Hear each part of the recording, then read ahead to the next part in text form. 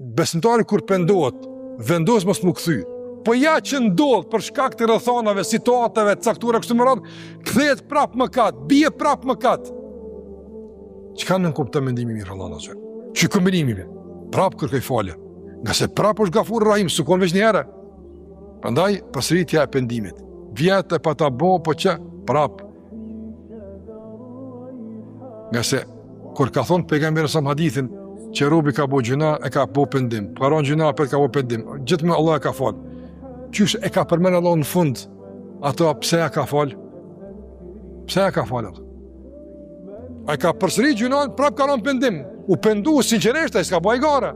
Ka dash mu pendu, ka dash mu kthy, prap ka ron gjuna.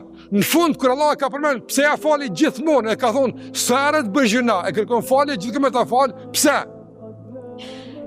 Në ditë ka alim e abdi. Pse robi jam e din shumë mirë që në falje. E përderisa ti e din, e një Allah në gjellë ora, funksionon kombinimi i njohjes dhe mendimit të mirë me hapat e përshpejtuar e nxituar të kërkim falës, gjithë ka me ta falë.